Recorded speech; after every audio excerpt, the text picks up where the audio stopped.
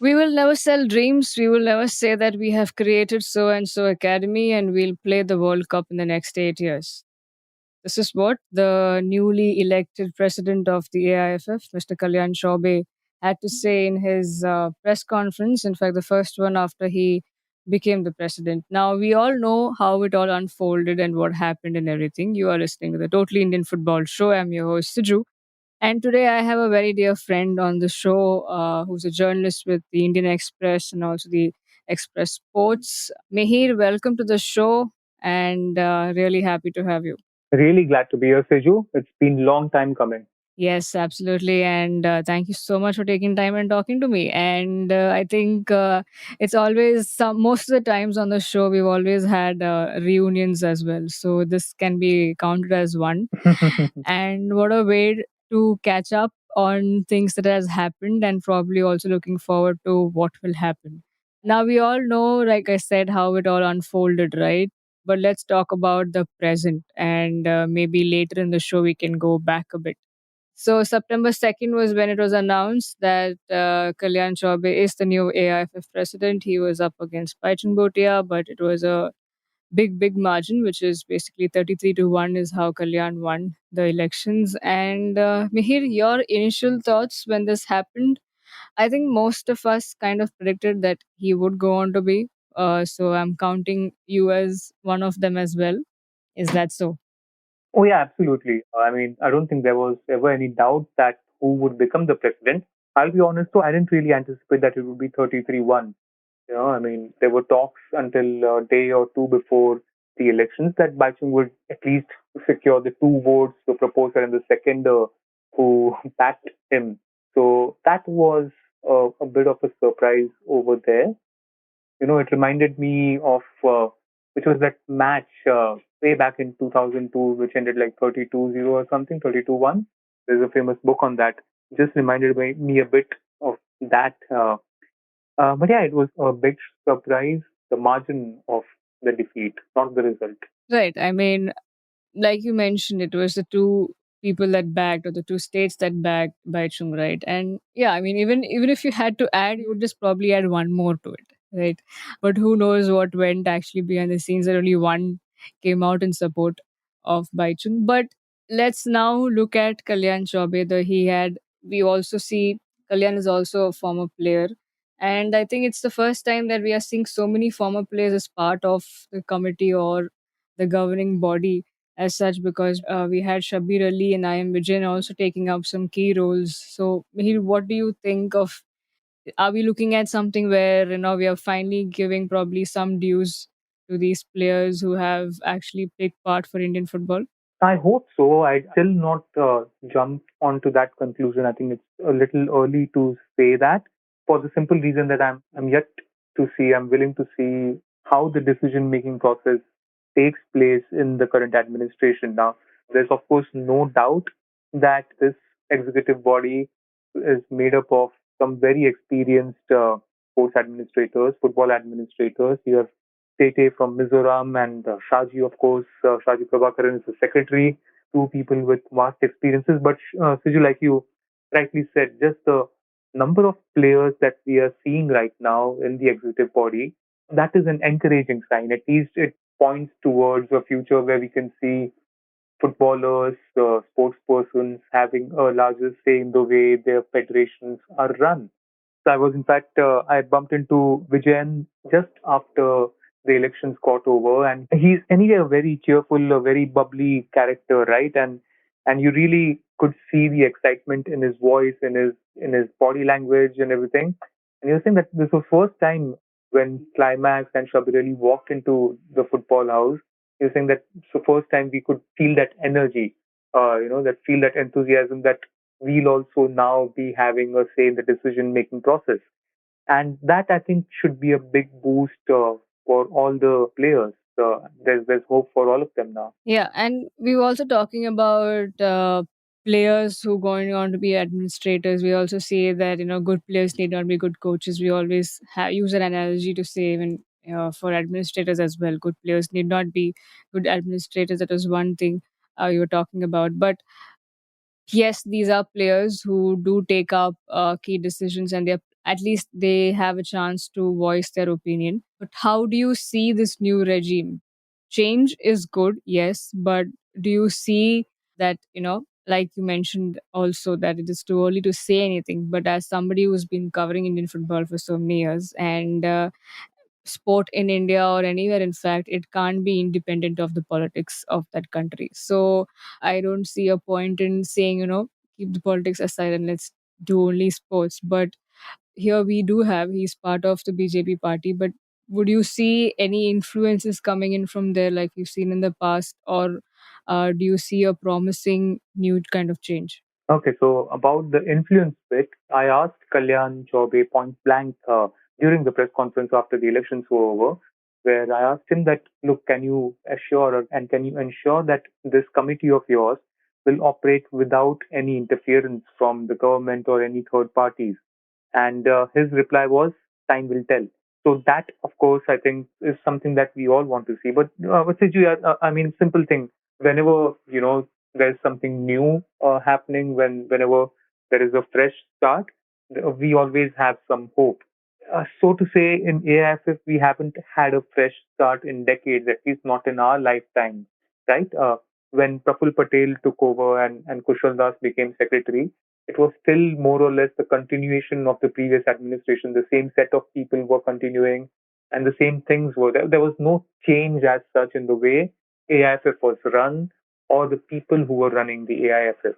If we look at the current committee now, I think there are just two people from the earlier executive committee who are still a part of it.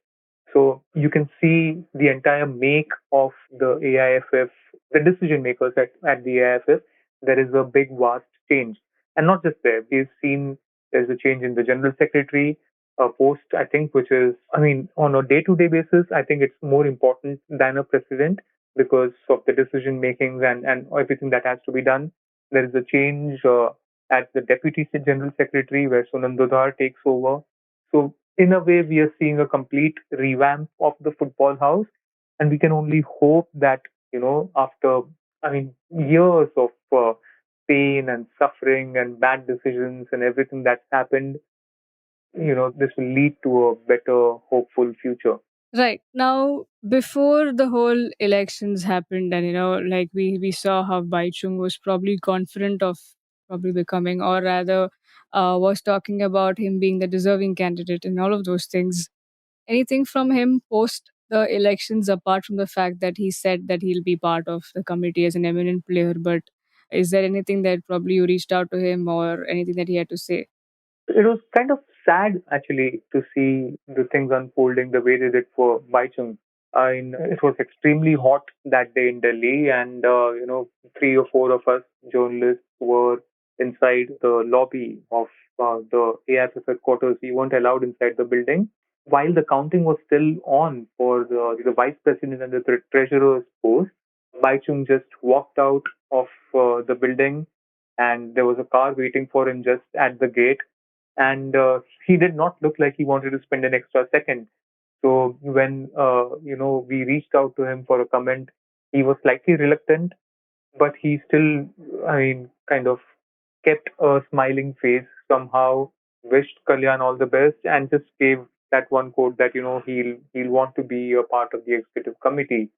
Since then, we've seen, he's given. I don't remember where I read, but one of the newspaper interviews, one of the quotes he gave was that he is reconsidering to be a part of it. So I don't think we have seen the last of the Baichung Bhutia debate. But yeah, I mean, he looked really downcast that day, especially because the elections took place on Friday, and on Thursday afternoon there was this Shubhrato Cup event with press conference, launch press conference in Delhi, and we met Pai Chung there, and he looked extremely upbeat. He was talking about, at least, I mean, he didn't, he was, of course, confident of a win, but worst case scenario was confident of a double digit voting for him. He looked extremely satisfied with the way his meetings with the states had gone and everything. So to see him that glum next day was a bit jarring. So, if that was the case the day before, what do you think changed overnight? Or is that something that we are assuming that something changed overnight? I think we are assuming something changed overnight because Siju, I mean, the moment it became clear that Kalyan was the candidate, I don't think any of us had doubt that he'd become the president.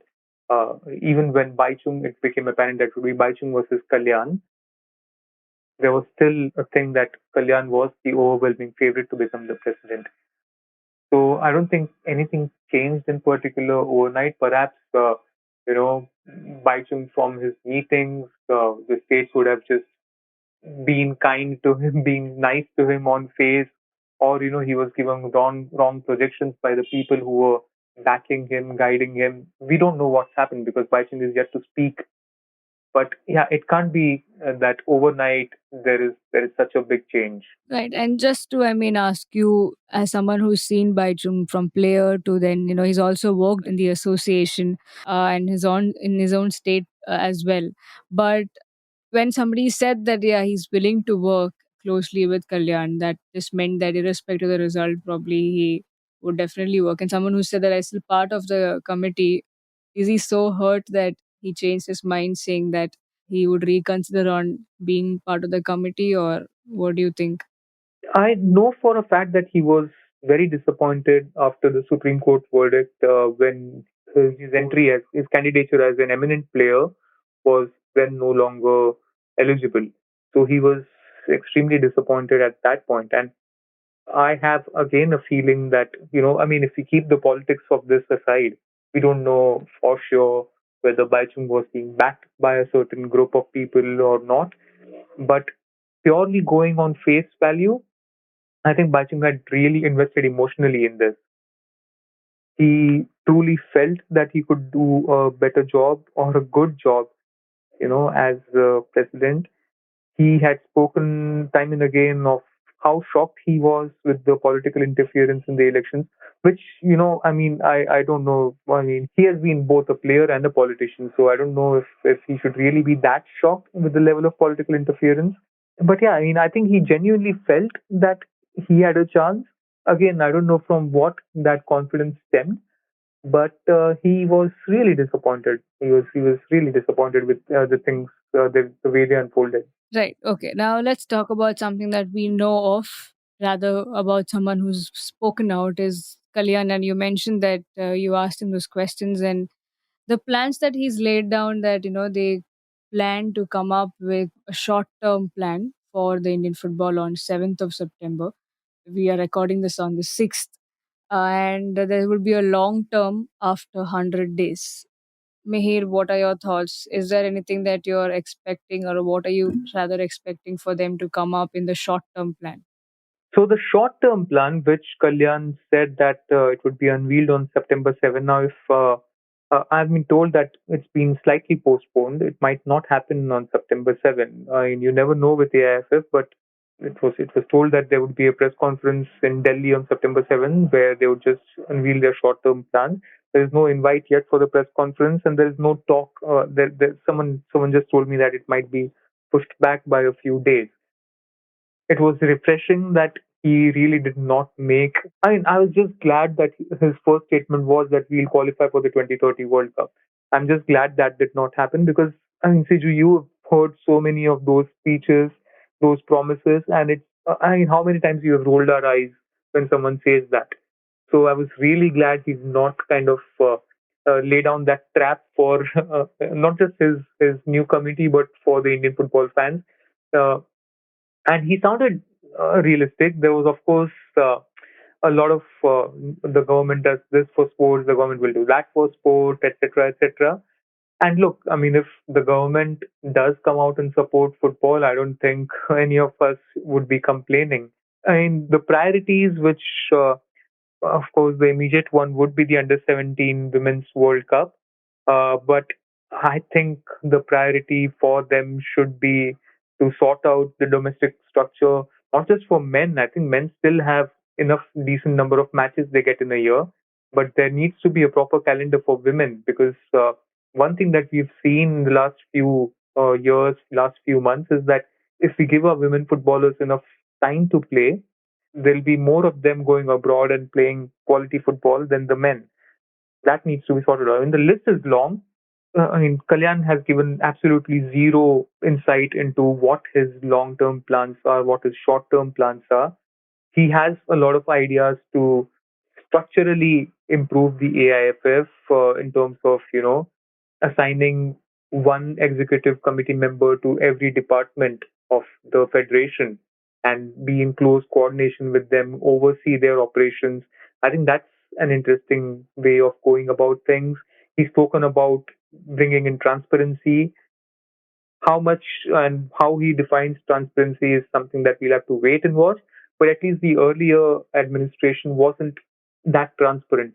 They weren't really open about their decision making process and why they took certain decisions. So if that happens, it'll be a welcome change. But yeah, I mean, I'm waiting to see how he decides what his short term goals are, and of course, the long term would be. I really don't. I again hope that he doesn't say qualifying for the World Cup. I'll be glad if he says that I want India to qualify on merit for the under 17 World Cup, or qualify for the under 23 events, do well in age group events in Asia, because that will kind of set the bar, set the benchmark for future teams to improving and getting results. Yeah, and I think you put it right, especially towards the end when you mentioned the age groups, right?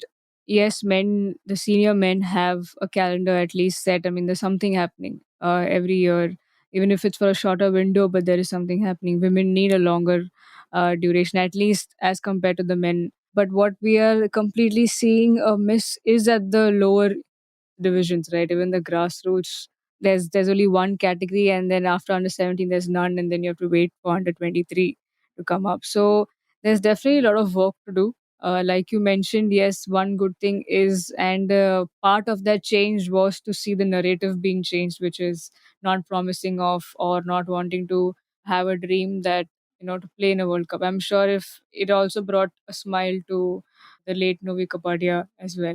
He would also be have been happy to see someone or hear from someone who actually being realistic, even if deep down in the head they want to. But hey, you know what the reality is. But moving on with coming back to the whole former players turning into if whether good or bad, were they on the field, as that translate literally onto the administration level. Now we have Shabbir Ali sir and Vijayan sir back in this particular thing.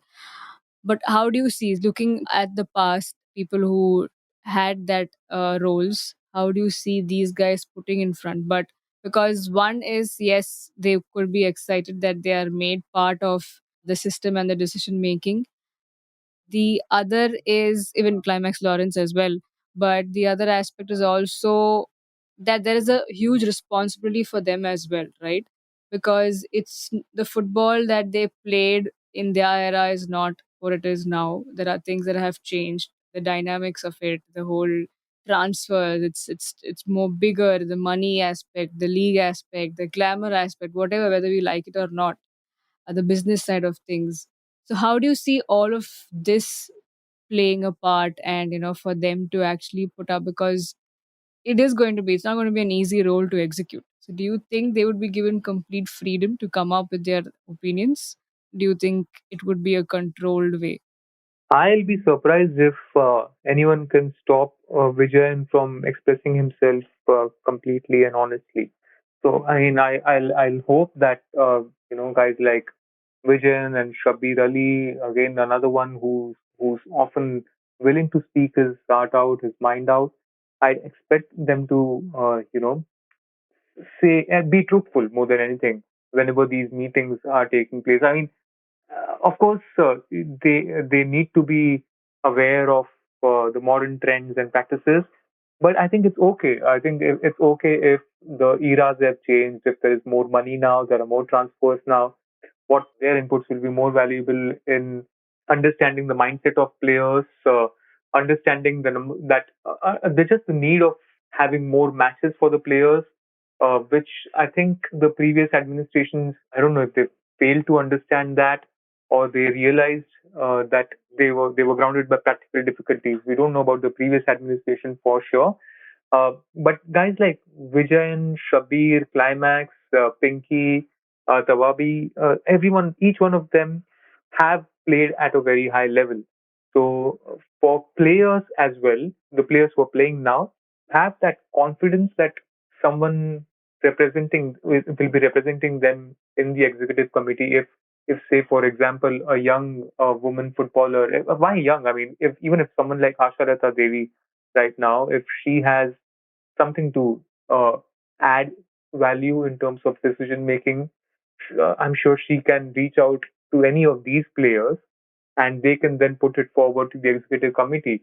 Whereas earlier, I don't know how open it was, like if for Asha Datta to reach out to an executive committee member or an AIFF president straight away, it would, even though the doors would have always been open, there is always this hierarchical thing where you don't know how your values, how your inputs will be taken. But with players, you'd expect they'll be a little more open, little more frank, which is good.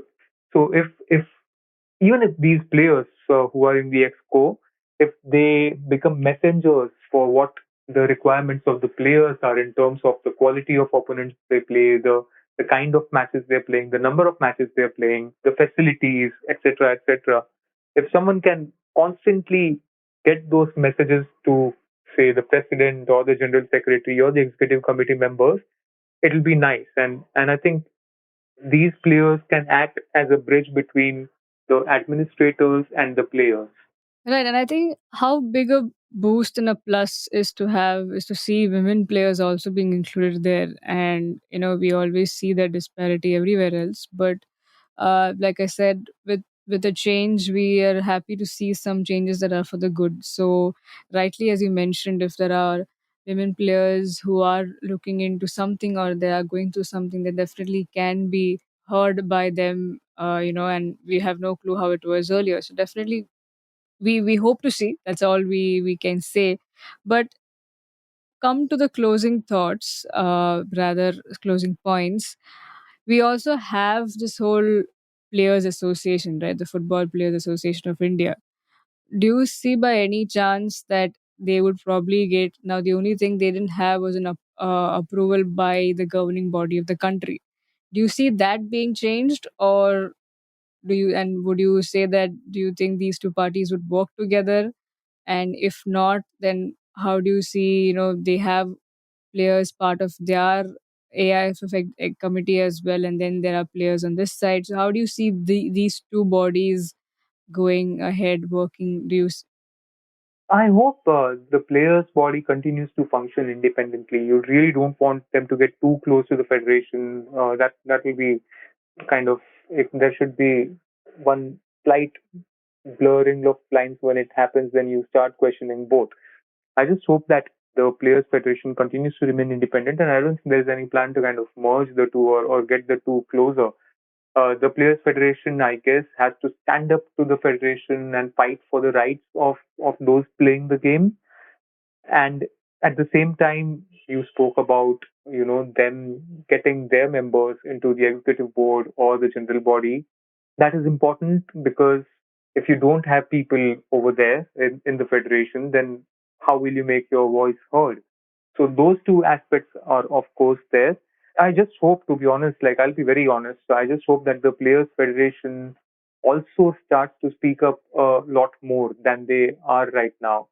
There are so many issues that players are facing, from unpaid wages to contract disputes. I'm not talking about the ISL I League players, but I think the players' body should be representing each and every player who's semi-professionally or professionally playing the game in the country, and they can do a lot more than they're doing right now. I understand they would be having a lot of practical difficulties in implementing or just going about their job. But yeah, I mean, as much as we hold the federation accountable, I think it's also important that we hold the other bodies accountable for what they do as well. So I'm not as much excited at looking forward to players body and federation working together, but I'll be more keen to see if the players body continues to hold the federation accountable or continues to be working purely in interest of the players rather than anyone else.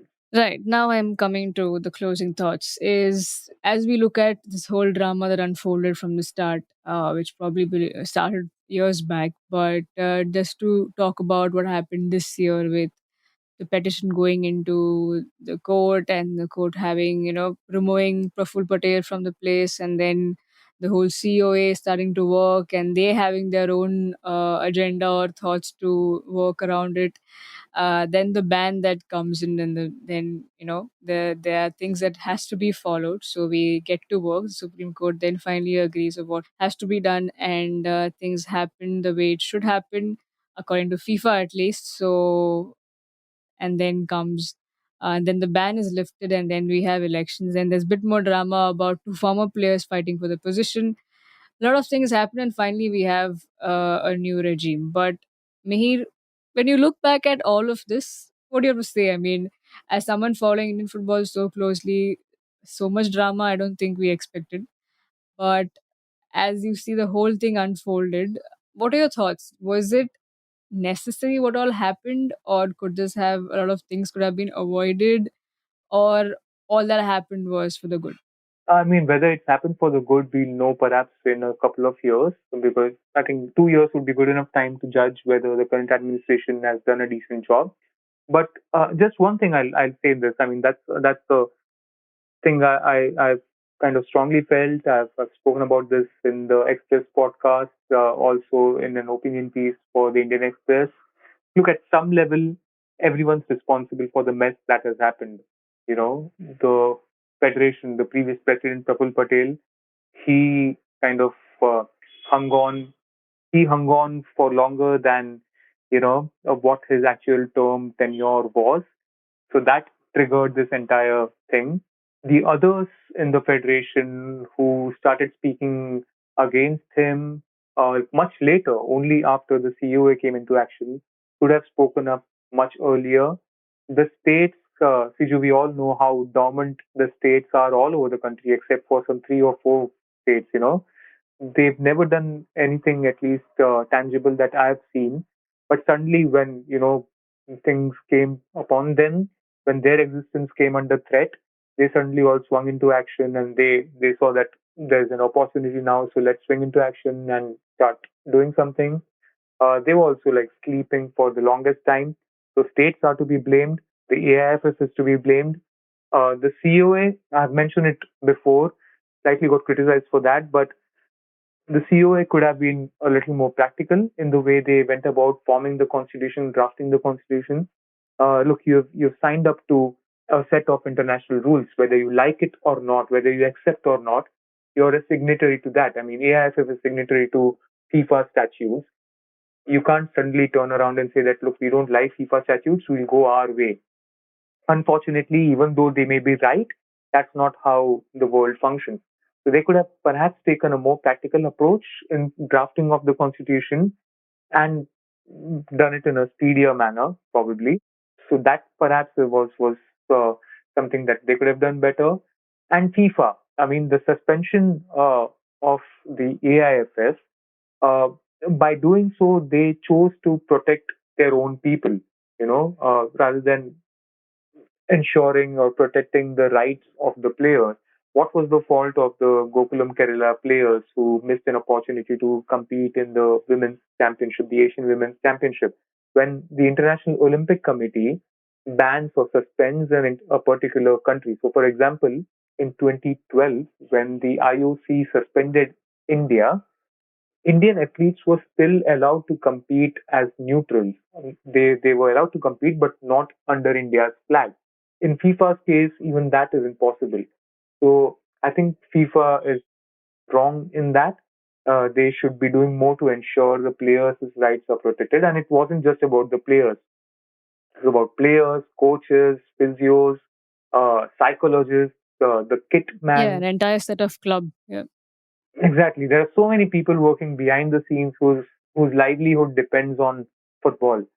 So I mean, yeah, they could have just been a little more sensitive to that. So yeah, at some level, I think many people, almost everyone involved in the system, are to be blamed. But look, hey, we are out of it, thankfully, and we can just hope that those troublesome days are beyond us. Right, and we continue. Whatever happens, whether good or bad, we'll have to wait and watch. All we can do is hope for the best. And even if it doesn't happen for the best, we can only hold on to that hope. Mihir, thank you so much for making it. And if I may also say that, as Mihir mentioned, he also has a podcast. So, do you want to probably talk about your podcast? Do you only speak about football, or do you also talk about all sports? What is it like? No, no, thanks for mentioning. But yeah, we do all sports. It's out every Saturday. It's called Game Time. It's under the banner Express Sports Podcast. It's like this one. It's available on all usual podcast apps. Great. So if you are a football fan, then you should probably stick to the show that you're listening to. But if you want to know all that's happening, Well played, Teju. Well played. learning from the best. Well, all that's happening in other sports, you can definitely check out Express Sports podcast called The Game Time. Mihir and I definitely go all the way back to probably when I started my journalism career. Don't want to mention the year. I'm already too old. I sound very old, so let it be. But Mihir, thank you so much from being someone as a guide, a friend, and now a guest on my show. I feel very happy about that. It's so good to be here. Well, to all the lovely listeners, thank you so much for being so patient with us whenever we change the days of our release. But you guys still make sure that you tune into the show. I hope you enjoyed this one as well, as we had eminent players. We have now an eminent journalist also. Oh So God. thank you so much. Thank you so much, guys. And please do, if you liked it, please do follow and subscribe to the podcast. We are available on all the leading audio platforms. Thank you once again. This is me, your host, Siju, signing off.